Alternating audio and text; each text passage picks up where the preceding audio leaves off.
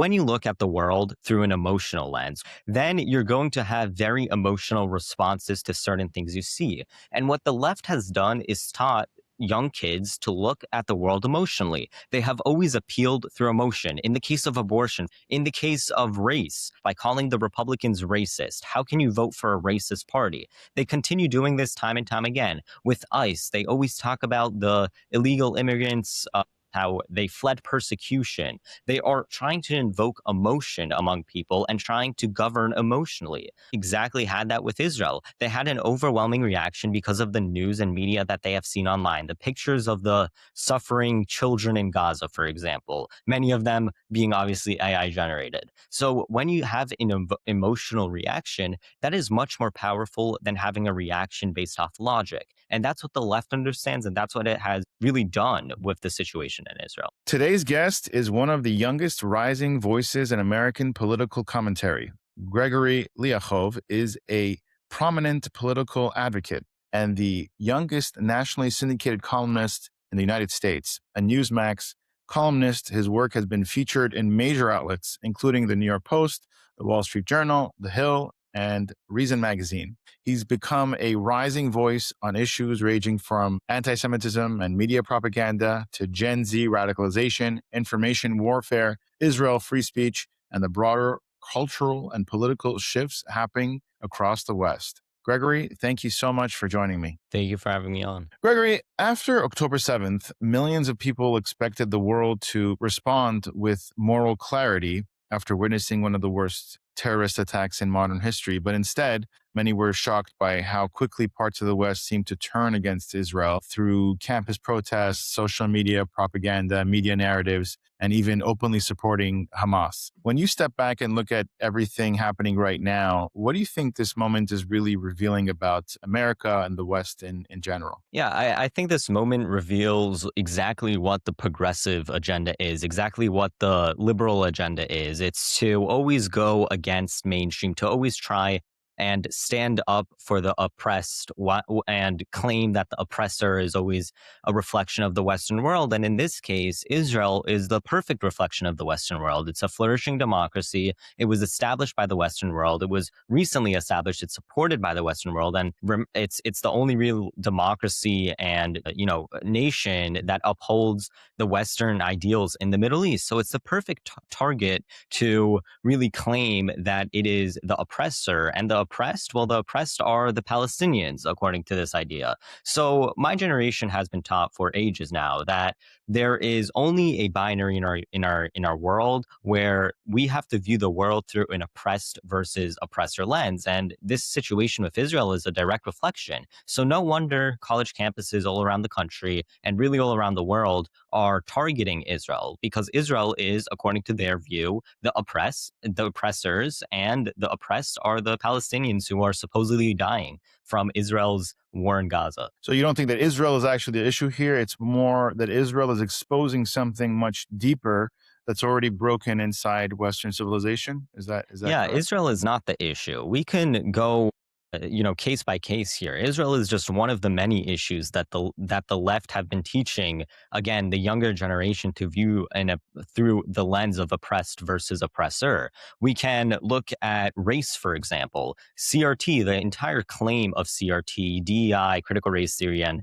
diversity, equity, and inclusion is that because when there is a disparity among races, there always has to be discrimination. It is, oppressed versus oppressor 101. It is teaching the history of the United States through an oppressed versus oppressor lens. And that agenda has been taught to young people for about a decade now. It has been really, in universities. It has been taught that, if there's disparities among racial groups, if there's a disparity between blacks and whites, then that automatically means that the white people are oppressing the black people. Obviously, this doesn't hold up with Jews, because in the case of Jews are only about 0.002% of the world's population, even though they hold around 2% of the world's wealth. So even though they're a minority, they're not being oppressed because they're represented clearly. They're represented in terms of wealth and everything. So when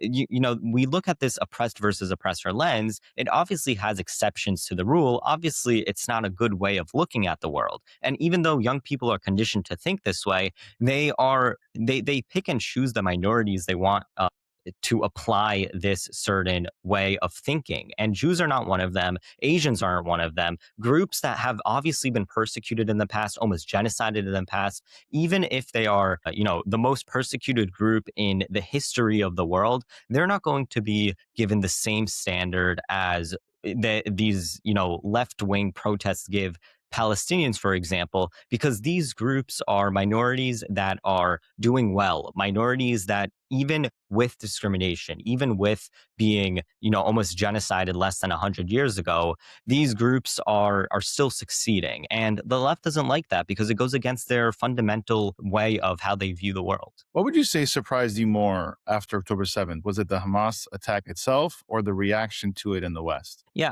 I think it was the Hamas attack itself surprised me more, the fact that it could even happen, just because the reaction was so expected. Because again, when you are teaching an entire group of young people to think a certain way, they're going to act a certain way as well. It's not surprising. It's more an issue with our institutions. It's more an issue with the hold that this progressive agenda has over our institutions. When our entire institutions is teaching, young people to hate the West, to hate the ideas that founded America, to hate the ideas that founded all the Western democracies across the world. When institutions teach young people to think this way, it's going to cause massive issues. And this situation with Israel and the reaction we saw after October 7th is only one of the hundreds of ways it's going to fester in American society and across the world. We're going to see a generation being rose to hate the West, and they're going to try and crush the West. And that's exactly what they're doing. Now, you wrote an article called The Five Big Israel Lies. Now, before we even go through them individually, why do you think so many people feel emotionally certain about Israel, despite often knowing very little about the actual history? Yeah. So I think it again goes to show how the progressiveness has such a hold over institutions that teach people.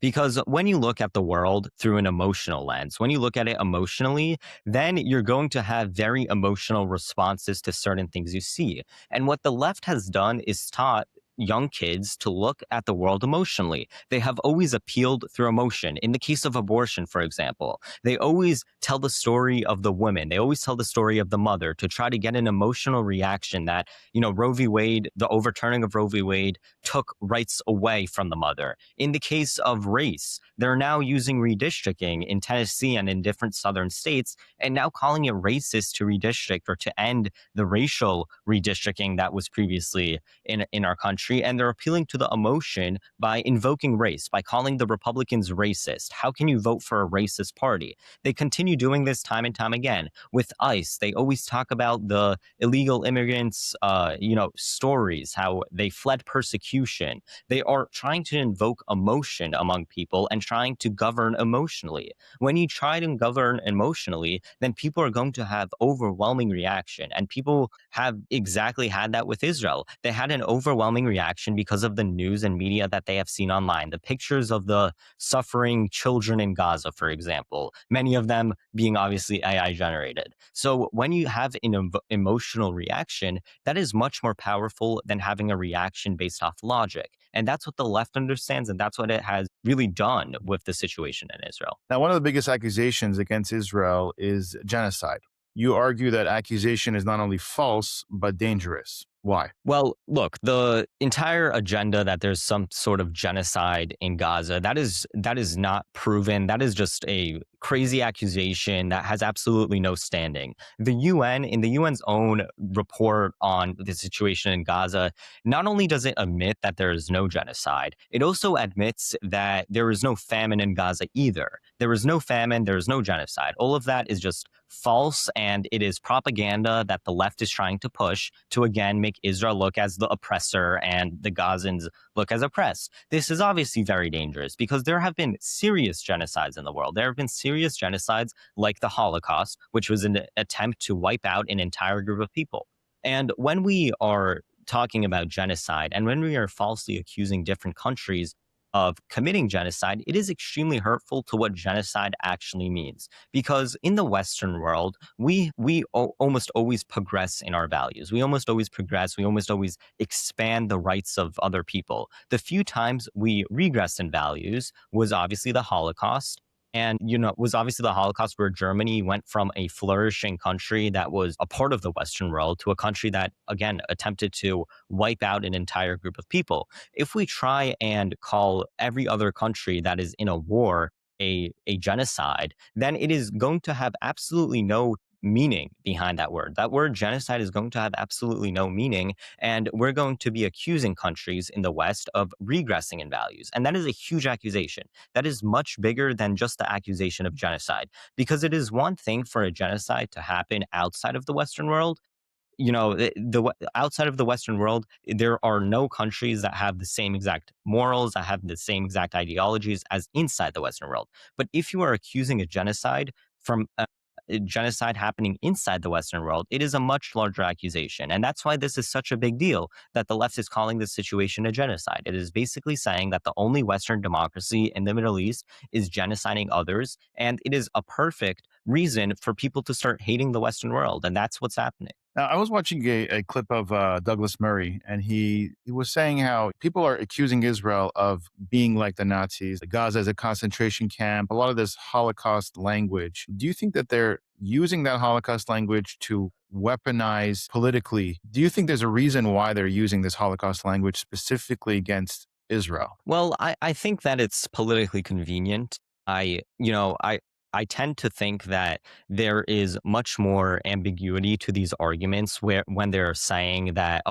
Israel is, Israel is acting like the Nazis. I don't think that always that is from an anti-Semitic lens. I don't think that these people are always anti-Semitic. I think almost most of the time they're either uneducated, they're either just emotionally involved in an argument. But I would like to think that not all of these people are Jew haters, because that would be a too simple explanation for all of this. That, oh, there's just so many Jew haters in the world. And while I'm sure that there are several anti-Semites out there, and there are hundreds of thousands that are actually anti-Semitic, there's also people that are generally confused and generally believe these things and are not Jew haters. And I think there's an important distinction there to make. However, in general, if you compare Israel currently to the situation in the 1930s and the early 1940s with the Nazis, then that just is an uneducated, comparison. There's absolutely no comparison there to be made. It just goes to show that, again, you are way too involved emotionally and you're not thinking about this rationally, or you're just a Jew hater. It's one or the other. So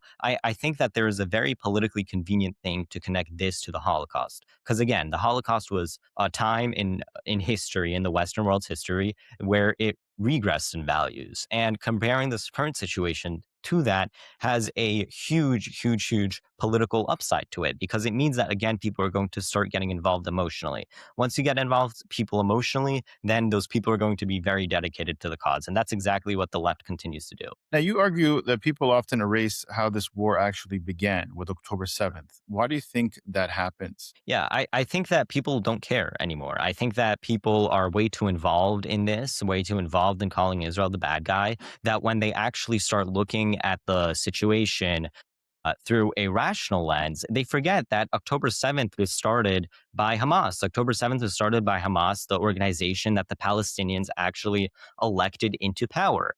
And this is, again, one of those very well responses to the oppressor versus oppressed lens. They can't make the oppressor look oppressed. If they make the oppressor look oppressed, then their entire argument falters. And that's exactly what they're making sure they're not doing. They're not talking about October 7th, because then it makes Israel look like the oppressed and it makes Israel look like the victim. And that would defeat their entire purpose and their entire argument, really. Why do these emotional, powerful labels like apartheid spread so effectively online when in reality, there's 2 million, Arabs living in Israel, so it could be further from the truth? Yeah, well, again, as you mentioned, it's completely false. There's no apartheid in Israel.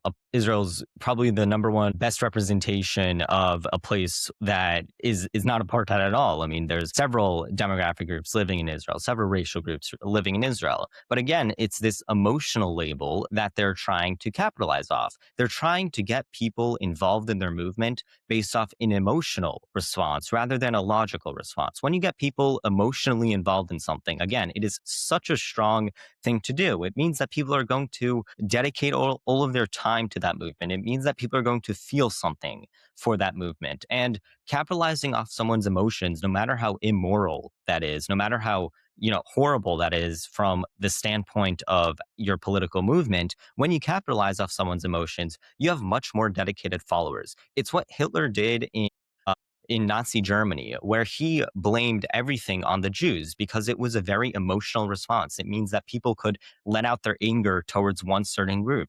The same exact situation is happening here, where people are using their emotions to let out their anger on the Western world, let out their anger on the oppressors, and identifying the oppressors as just people or nations that are a part of the Western world. And we know that one of Hamas's strategies is to use human shields. Do Western audiences fully understand what this human shield warfare actually looks like? And do they even take this into a consideration when speaking about Hamas? Yeah, I don't think so. I think that this human shields is more thought about as a talking point that is used by Israel rather than an actual situation that is going on in Gaza. Because there has been, again, no other modern day warfare that has been so you that has been using human shields as the situation in Gaza, and no other country had to deal with the use of human shields in modern day warfare like Israel had to in Gaza. Yet still, the civilian to combatant ratio in Gaza is significantly lower than in any other modern day war, not only urban war, but war that there has ever been. If you compare the civilian to combatant ratio in urban parts of Afghanistan, for example, the civilian to combatant ratio is still going to be significantly lower. In Gaza, using Hamas's own numbers, the civilian to combatant ratio is approximately 1 to 1, maybe a little bit higher than 1 to 1. And that is just incomparable to any other war that we had in modern day history. So it is just a ridiculous, discussion here to even have that there is a genocide, let alone to ignore the fact that Hamas has been consistently using human shields, and human shields not only of just adults, but also human shields of children. I mean, implanting their operations in hospitals. This is a known thing. This has been documented by bodies, including the United Nations, and still people deny it. And why do you think Israel is judged by standards that no other democracy in the world could realistically survive? We know how much the United Nations targets Israel with their resolutions when the Islamic Republic of Iran and North Korea and all these different countries that violate human rights, women's rights. But Israel is always the target. Why do you think that it's always Israel that's Yeah, judged with double standard? I think this goes back to this idea that Israel is the pillar of Western democracy in the Middle East. Israel is the fundamental representation of what it means to be a Western democracy, what it means to be a country built on the values of the modern day West. Israel is probably the only country in modern day history that was built on just fully Western values. So, when there is a country that is built on Western values, and when there's such hatred towards this idea of Western values, such hatred towards this oppression that the Western world has committed, even though the Western world has obviously been the number one force of good in any history of in all of the world's history. When Israel symbolizes all of this, when Israel symbolizes the Western world, really, it is very easy to paint Israel as a evil doer. It is very easy to paint Israel as the colonial state that persecutes everyone, that persecutes the children in Gaza, that persecutes the Palestinians. It is a very politically convenient thing to do, and that's really why Israel has been demonized by many of these people. I think it really goes into that. Also, it's a very emotional response too, because the truth is that in Gaza, the situation is horrific. No matter if you support Israel or don't support Israel, the situation is tragic and it's horrific. There's a lot of people that are being treated inhumanely, and it's very easy again to paint the target instead of on Hamas, the terrorist organization that's governing Gaza, to paint the target on Israel. And that's what people have been doing. They have been, painting the target on the Western world, painting the target as how evil the Western world is because it's politically convenient. It's not politically convenient to say that, oh, the terrorist organization is the evildoer. It's politically convenient to say that, oh, no, the Western world is the evildoer. Now, you've written extensively about Al Jazeera and information warfare. Do Western democracies still understand what propaganda actually looks like? Yeah, I think that in the United States we have a very flourishing system with the press right now where, there's so much information in the press, but a lot of that information is either false, and a lot of that information, the world would have been better off not having that information because it's fake information. So, I think it's one of the necessary evils that we have in the United States with, the freedom of the press, where the press can be publish basically everything without getting in trouble for it. Because even when there are stories that are being published that aren't really true, that are misleading to the public, they are being used to make Israel look bad, for example, or make America look bad. And that is a necessary evil that we have in our country that we have to deal with. So, a lot of people say that Israel controls the media, that Israel is manipulating the media to make themselves look good. That is not true at all. If you look at the news, none of the news is pro-Israel. All of the news is anti-Israel. So, I think it just goes to show that Israel will always have to continue fighting in terms of media to get an accurate representation of the current situation in Gaza. But again, it's a necessary evil that we're going to have to deal with consistently in the United States. And it has always been something we have had to deal with. So Israel is just being the target. The next target will probably be the Western world, as I said. Do you think that modern media coverage kind of inflames this extremism, this anti Semitism, instead of helping people understand the reality and the facts? Yeah, I definitely inflames the anti-Semitism and inflames, the current situation in Israel. But again, I mean, I think that there are two sides to it. I think that it totally depends on the person. Like even without the media coverage, I think the same exact reaction would have been entailed because again, the media coverage is not truthful. If the media coverage was truthful on the situation and it still inflamed people, then I would say that okay, that is justified. That means that the media is doing its job and it's influencing the public. But right now the media is influencing the public in a negative way on, stories that are completely false. And that is a concern here, that even when the media is influencing the American public in a totally false way, the American public still can't recognize it. And the public are still going after those stories as if they were real. So I think there is a lot more to this in terms of what we can do. I think that we need much more media in general that is real coverage. I don't even want to say pro Israel. I want to say pro America, pro understanding the actual situation and real coverage based off that. But until we get, sufficient coverage on the reality of what's going on in the situation of Israel, we're still going to continuously see people demonizing it and hating Israel as a whole. Why do you think that, emotionally powerful anti-Israel narratives spread so much faster online than the actual truth? Yeah, because it's emotionally powerful. I mean, again, emotions, when you are emotionally attached to something, you feel so much more tied to it. You feel so much more of an obligation to speak out against it. When you see everything going on in front of your eyes on social media, then again, you feel much more emotionally attached to the situation. And the logic is very unfun. It's not fun at all. You don't want to read about it. You don't want to spend the time reading, spend the time understanding the statistics, read the, I don't know, 100-page UN report that came out about it. You just want to make assumptions and you just want to feel emotionally attached to the situation.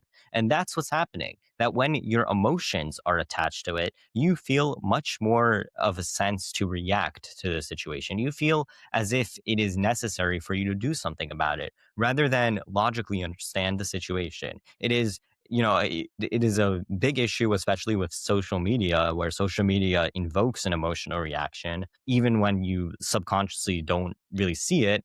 And that's what's happening to, the millions of young Americans that are falling for this. How has TikTok and algorithm driven media psychologically changed how, especially young people, how they process war? Yeah, I think it has changed it drastically. I think that it's not only the social media, but it's also culture as a whole. It's the music we listen to. It's the things we watch on TikTok. On everything we interact with. TikTok has become many of young people's lives. All they are all day is scrolling on TikTok. So again, when they see an emotional reaction or emotionally driven video on TikTok, then they're going to react to it and they're going to feel more tied to the actual cause that that video is ensuing.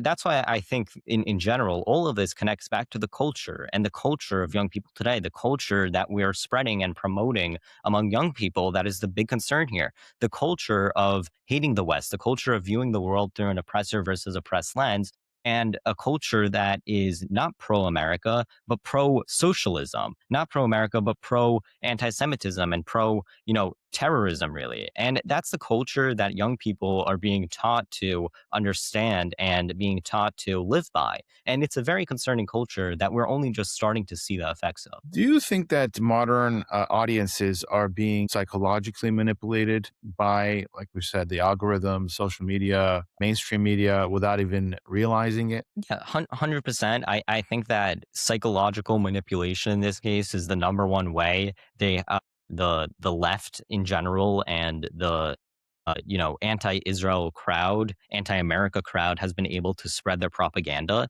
It's from psychological manipulation. And young people who don't develop their frontal cortex until they're like 25, they are very susceptible to this manipulation. And that's exactly what has happened. They have been very susceptible. They have been consistently, driven to follow a trend, to follow again an emotional reaction that they have seen.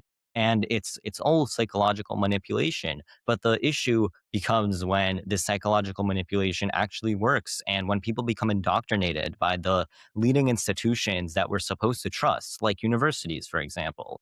And that is what's happening throughout society. And it's going to only get worse and worse until we choose to reform those institutions that are manipulating the students that are being indoctrinated by them. You're part of Gen Z yourself. Why do you think so many young people are emotionally drawn towards this radical anti-Israel movements right now? And is this why, for example, Qatar is funding these universities? Does it all go hand in hand? What do you think about Yeah, that?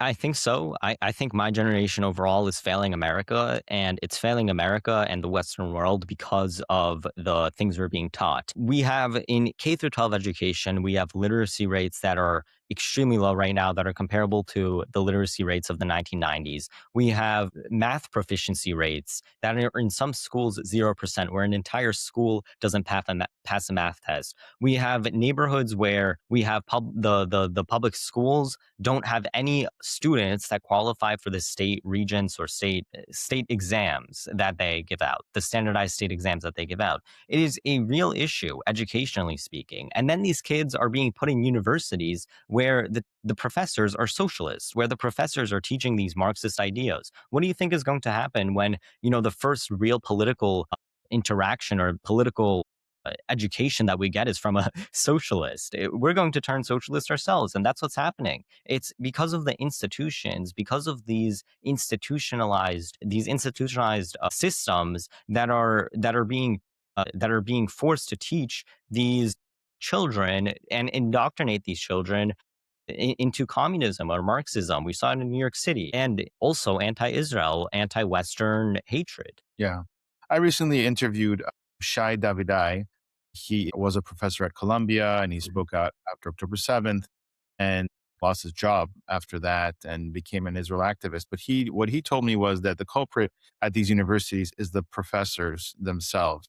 And they're the ones that are basically starting all of this. So do you agree with that assessment that it's like you said that the professors are the ones that are spreading this Marxist ideas, socialist ideas, but they're also spreading the anti-Israel ideas and all that, right? Yeah, I think that I would go further in saying that it's not only the professors, but it's the administration. Because I would invite bias on campus. I think that bias is very important and it's very powerful. All education is going to be given through a biased lens. It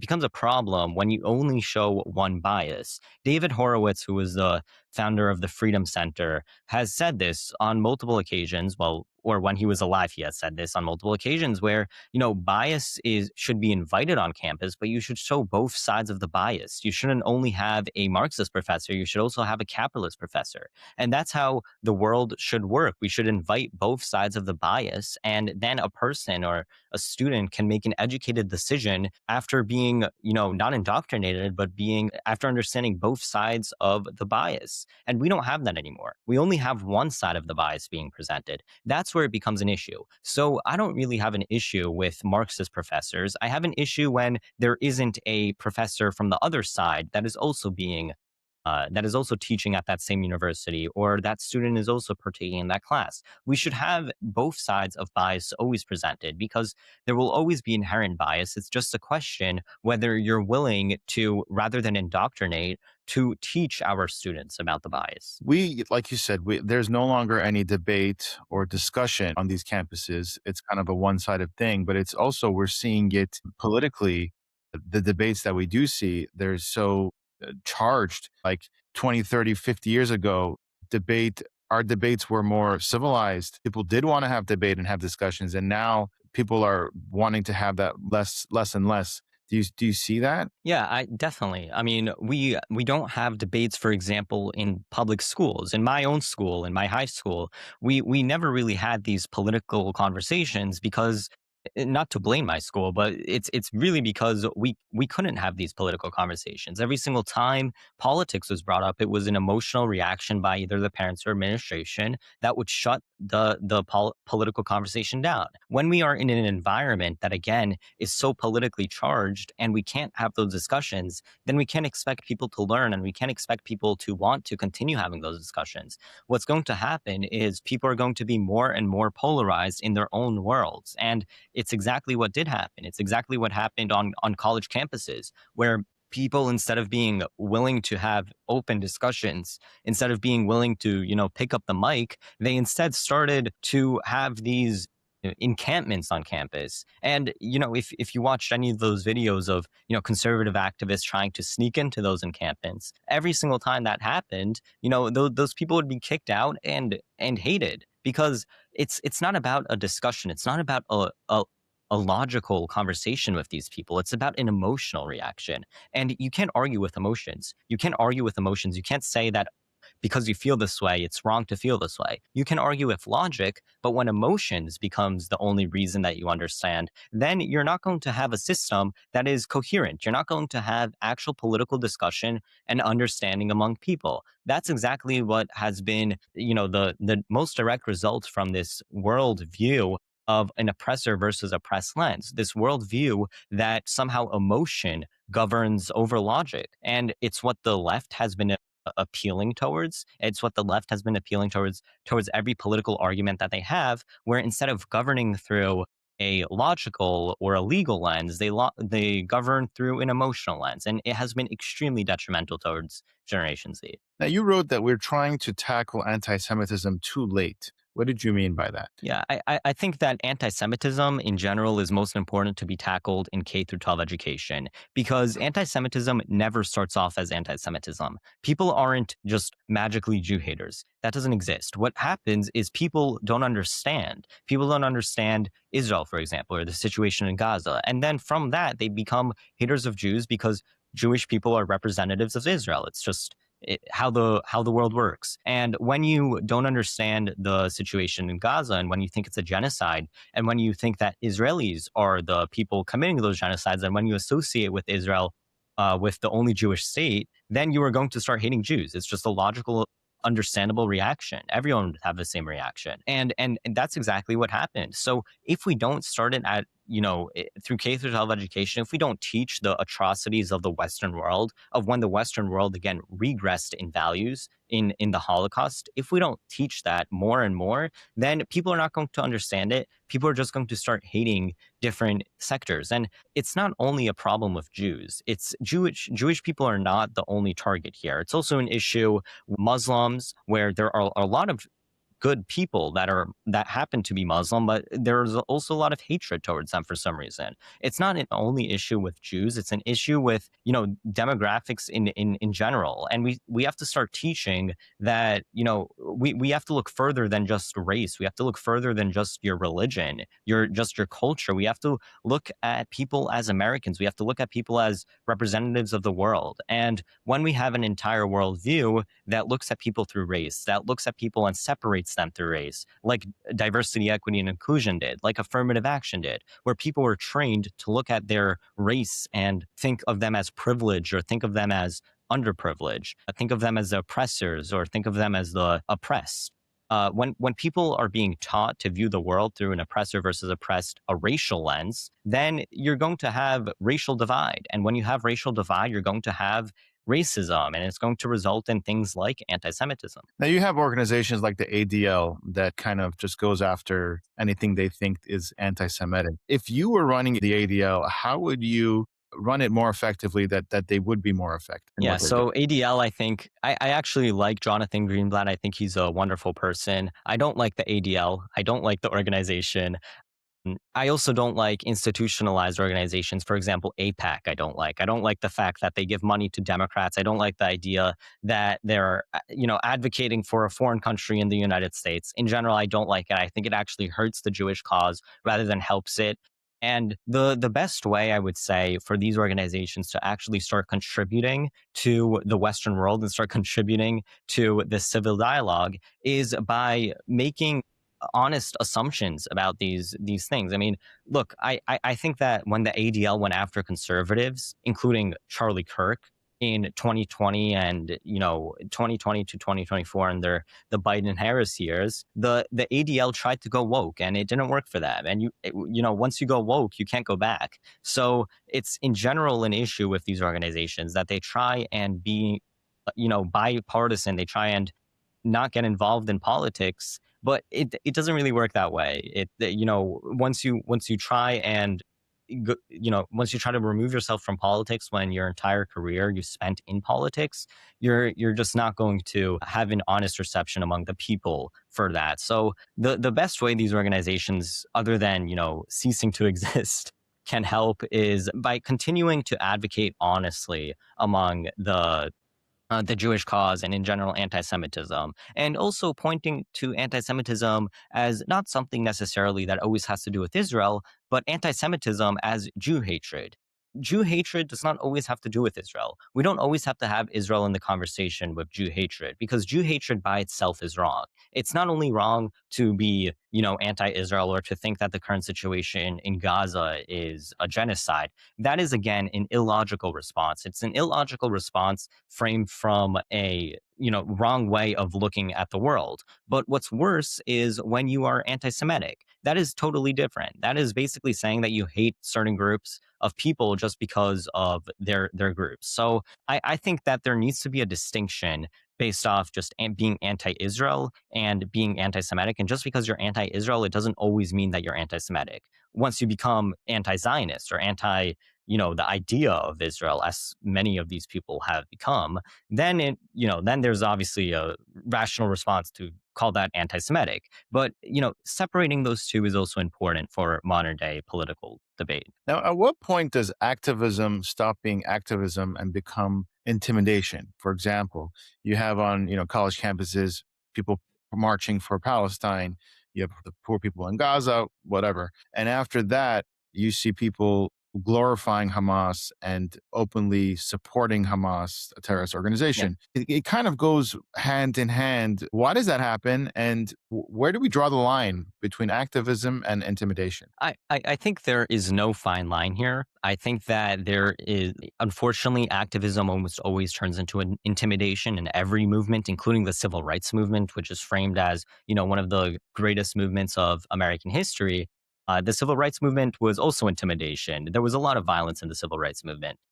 So I think it's a natural response that many people are going to have to any sort of activism, especially when it again invokes emotion. However, when this activism is also launched from an emotional response rather than a logical response, then it always will turn into intimidation. It always will turn into intimidation, and the situation on college campuses directly reflect that. There's a reason why when the Soviet Union was collapsing and when college protests were in support of the collapse of the Soviet Union, as there were several in Columbia University, for example, where Columbia University students decided to support the end of the Soviet Union or protest against the oppression of Jewish people in the Soviet Union, those protests never turned into intimidation. Those protests never got out of hand because they were from a logical point of view. They were from a point of view that you would actually have to understand and actually have to follow. You would have to think about the point of view and understand and learn about the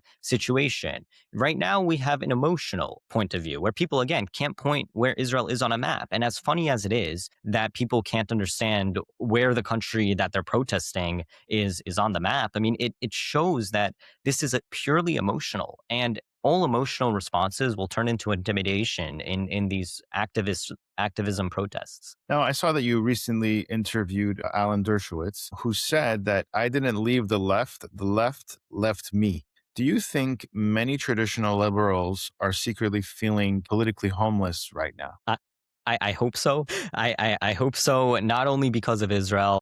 Again, Israel is just one of the many reasons why I hope you leave the left, and I hope everyone leaves the left. I think that the left has become, disconnected with the American public. It doesn't understand what common sense is anymore. As soon as they started catering towards, the 1% of Americans or less than 1% of Americans and forgot about the over 99% of Americans, that's when a political party becomes disconnected with modern day political thought. And I hope more and more people leave the left. However, realistically speaking, I unfortunately think that the left is here to stay for quite some time. And the reaction that many people are going to have is just to make the left more radical, to make it more socialist, to make it more towards the base, because the people who are supportive of the left overwhelmingly still are the people who voted for Zohar Mamdani, who was capable of energizing 50,000 young Americans and young people that live in New York City to go out and campaign.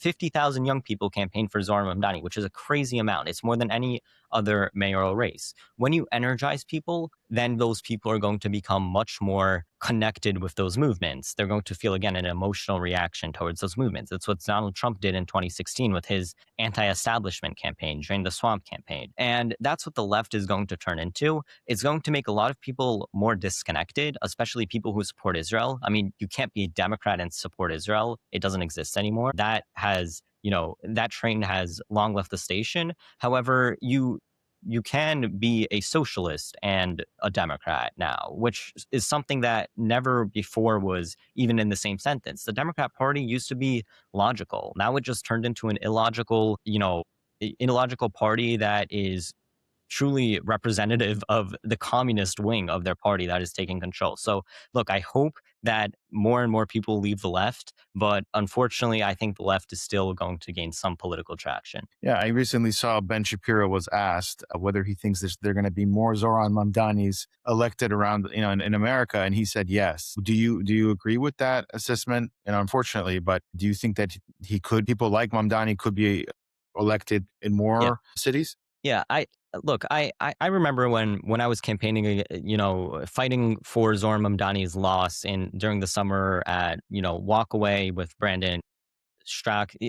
We were fighting, and a lot of people kept on asking me why I care so much about this. Do I really think that Zoran Mamdani is going to turn New York City into a garbage can? And the truth is no, I don't. I don't think Zoran Mamdani's threat is to New York City. He will be a bad mayor, but you can't get too much worse than Bill De Blasio was. So I think that the biggest threat of Zohar Mamdani is what he normalized in the Democrat Party. And we have seen that. We have seen a normalization of socialist, communist DSA members that are now controlling the party. And, I bring up socialism and communism in the same sentence because they're exactly the same. Every single communist state or a communist country was a socialist state in practice, including the USSR, where socialism or socialist is in the name. So I think that what he normalized, what Zoran Mamdani normalized in the Democrat Party, was by far the biggest threat that he posed. And it's a perfect example right now where we are seeing socialist candidates all around the country,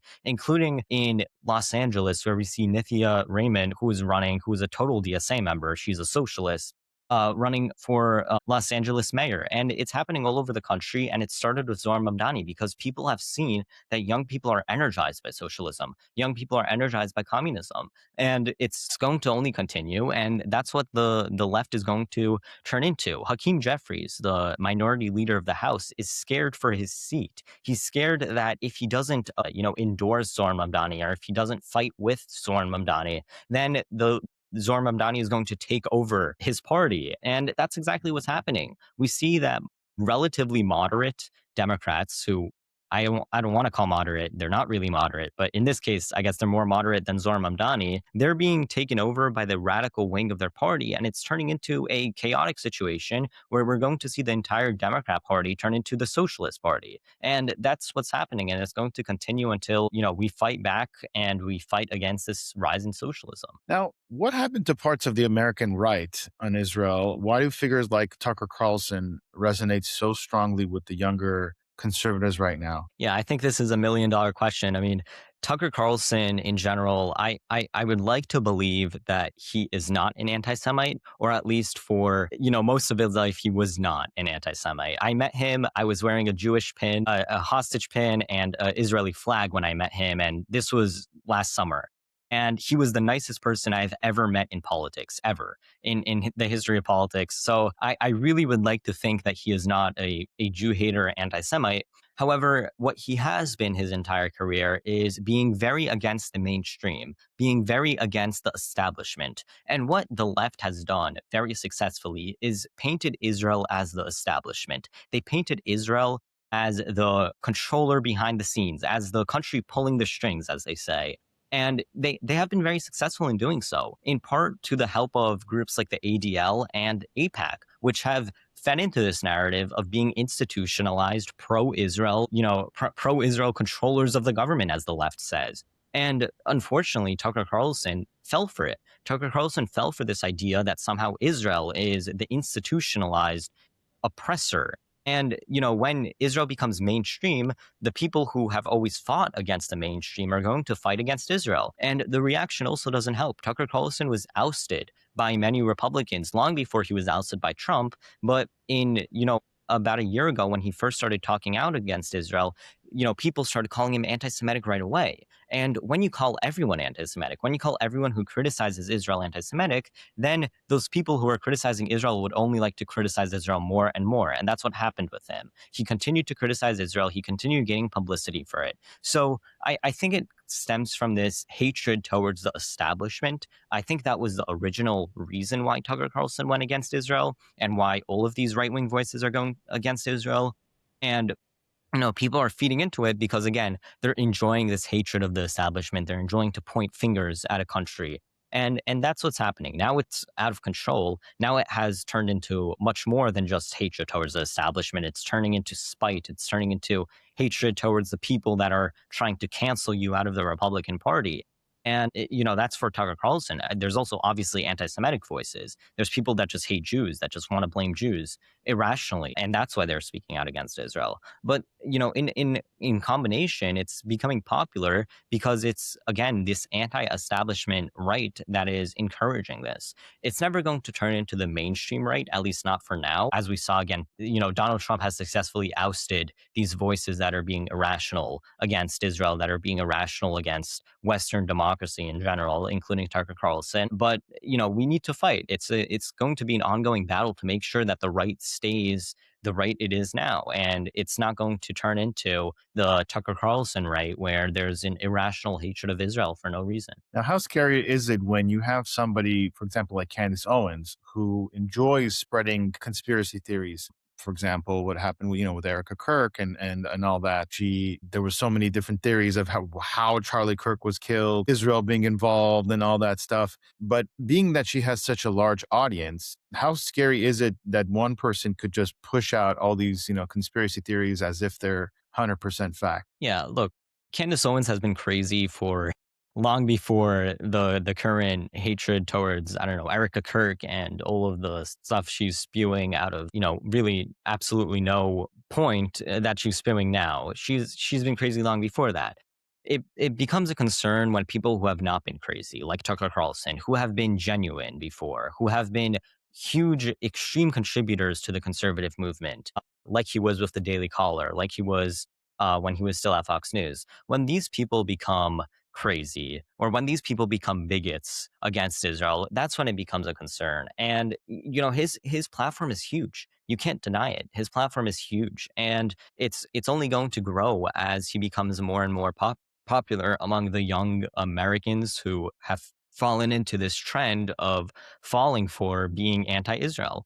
And it's very scary. I mean, the only way we can combat it is uh, I want to say by having more and more voices on the right, having more and more voices speaking towards logic. But unfortunately, I don't think that's going to work either. I think it's again an emotional reaction among these young people that they're having. It's an emotional reaction that they're having to feel something for the current situation in Gaza. And when you feel something, when you have an emotional reaction, logic is very hard to understand. So even no matter how logical we are, the only way we can influence these young people is if we start them at an early age. If we at an early age teach them both sides of the bias, teach them everything. So it stems from an issue of education. I think that's the best way we can fix this, but it's just in general a very scary situation right now on the right, where the right can turn into the left any second now. Do you believe that Donald Trump is the last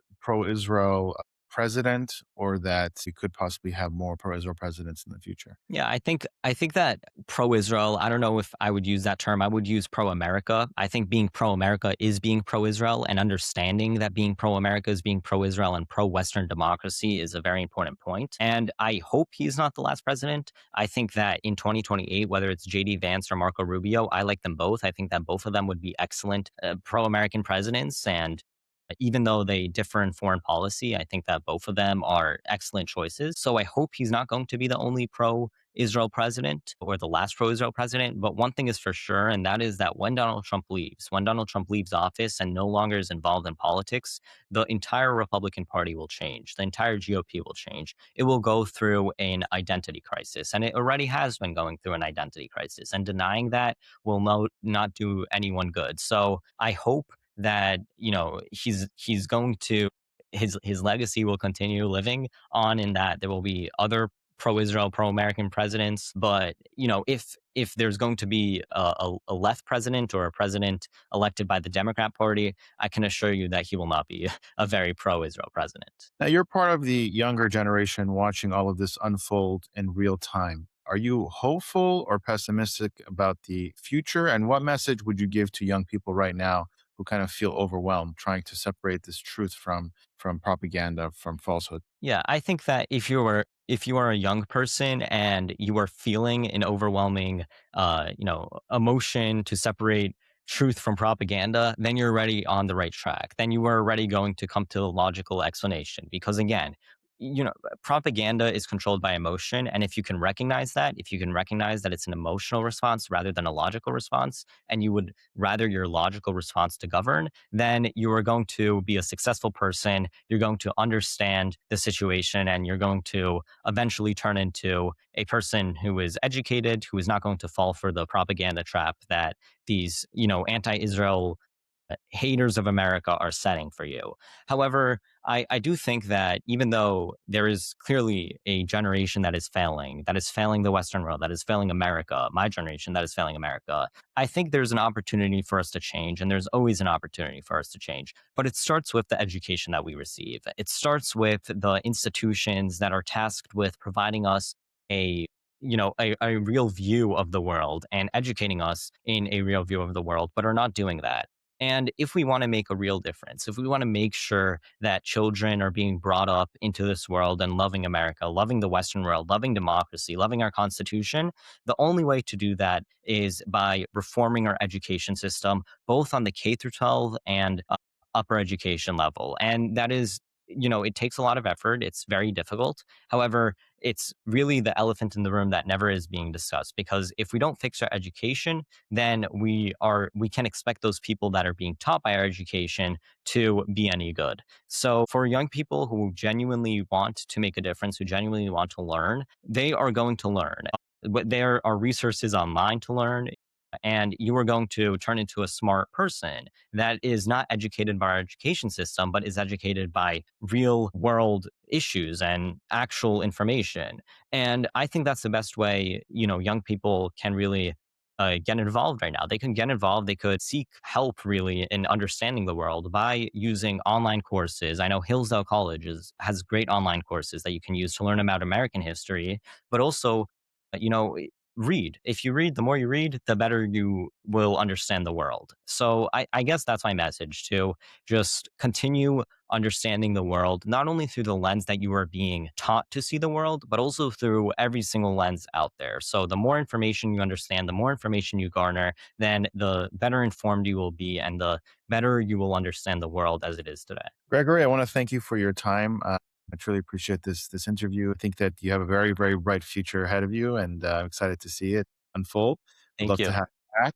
And if you can let us know how people could follow you, read what you write, and anything else that you'd love to people to know. Go ahead. Yeah, I'm at Gregory Lyakhov, GregoryLyakhov, on every single platform. Instagram, I'm at Real Gregory Lyakhov, but you can follow me there, and I post all of my content that I write there. I write, a crazy amount during the week. So I recommend you guys read those articles if you want to see just how crazy, the education system is today. That's what I really love to focus on, the education system. Then read those articles. Again, I try to appeal towards not an emotional response, but a logical response, so people can actually understand the situation logically through facts, through statistics, and understand the actual situation that's being, in the world today. Amazing. Thank you again. Thank you. If you have a 401k or an IRA, please listen. Gold is at record highs. What many people don't know is this: you can move part of your retirement money legally and without tax penalties into physical gold you actually own.